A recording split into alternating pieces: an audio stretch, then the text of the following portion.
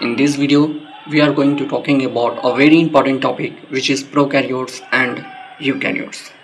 सबसे पहले in term को हम लोग डिवाइड करते हैं, डिकोड करते हैं कि प्रोकैरियोट्स और यूकैरियोट्स का मतलब क्या होता है। तो इन दोनों के अंदर एक चीज़ कॉमन है विच इज़ कैरियोट्स। कैरियोट्स का मतलब होता है न्यूक्लियस, कैरियोट्स का मतलब होता है न्यूक्लियस। अब प्रो का मतलब होता है प्रिमिटिव या फॉल्स और यू का मतलब होता है ट्रू। इट मीन्स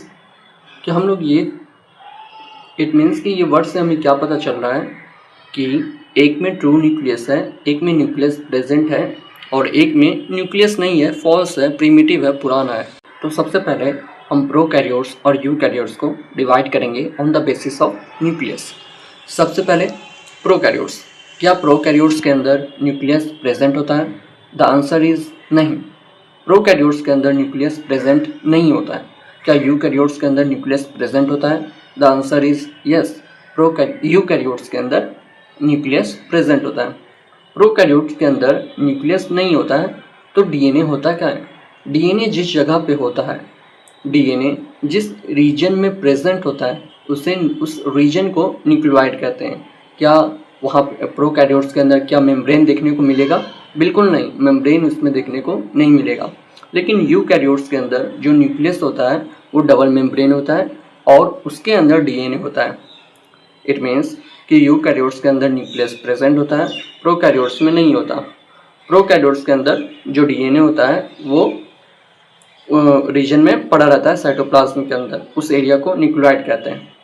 लेकिन यूकैरियोट्स के अंदर डीएनए न्यूक्लियस के अंदर प्रेजेंट होता है और न्यूक्लियस डबल मेम्ब्रेन होता है। Now second point, membrane bonded organelles. क्या प्रोकैरियोट्स के अंदर मेम्ब्रेन बॉन्डेड ऑर्गेनेल्स प्रेजेंट होते हैं? क्या ऑर्गेनेल्स क्या होता है? ऑर्गेनेल्स क्या होता है? जैसे बॉडी के अंदर ऑर्गन्स होते हैं वैसे ही सेल के अंदर ऑर्गेनेल्स होता है जिसका एक स्पेसिफिक शेप और स्पेसिफिक फंक्शन होता है। प्रोकैरियोट्स के अंदर कोई भी मेम्ब्रेन बॉन्ड ऑर्गेनेल नहीं होता, विच मीन्स एब्सेंट।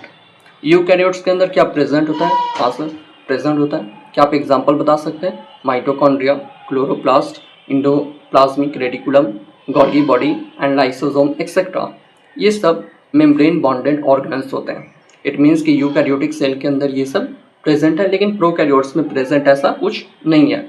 अब तीसरा point, cell size. Prokaryotic cell जो होता है वो स्मॉलर होता है एज कम्पेयर टू यूकैरियोट, जैसे बैक्टीरिया।